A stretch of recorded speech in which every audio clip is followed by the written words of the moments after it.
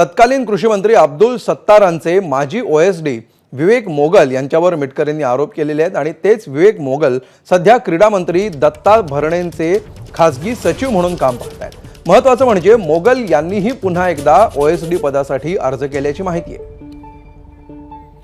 आणि अधिक माहिती घेऊया, आमचे प्रतिनिधी मुकुल कुलकर्णी सध्या आपल्या सोबत आहेत। मुकुल, काय नेमके ठपके आहेत हे आपण बघितलं आणि आता पुन्हा एकदा दत्ता भरणेंचे मोगल हे खासगी सचिव असल्याची माहिती समोर आली आहे। काय नेमके तपशील याबाबतचे समोर येत आहेत? बरोबर आहे। राष्ट्रवादी काँग्रेसचेच म्हणजे सत्ताधारी पक्षाचेच नेते अमोल मिटकरी यांनी यावर आज गंभीर आरोप केलेले होते। याआधीचे कृषी मंत्री असणारे अब्दुल सत्तार यांच्याकडे ते कार्यरत होते। त्यानंतर आता जी आपल्याला माहिती मिळत आहे त्यानुसार दत्ता भरणे यांचे ते पीए आहेत, खासगी सचिव म्हणून ते सध्या काम करत आहेत।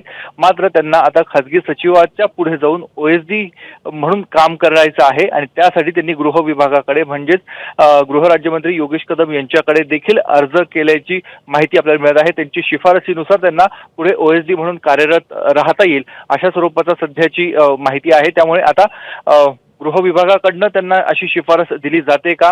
एकदा त्यांच्यावर आरोप झालेले आहेत, गंभीर ठपका ठेवण्यात आलेला आहे, त्यानंतर पुन्हा एकदा ते या सेवेमध्ये रुजू होतात का हे बघणं अत्यंत महत्त्वाचं आहे। निश्चित। धन्यवाद मुकुल या सविस्तर माहितीबद्दल। एबीपी माझा, उघडा डोळे बघा नीट।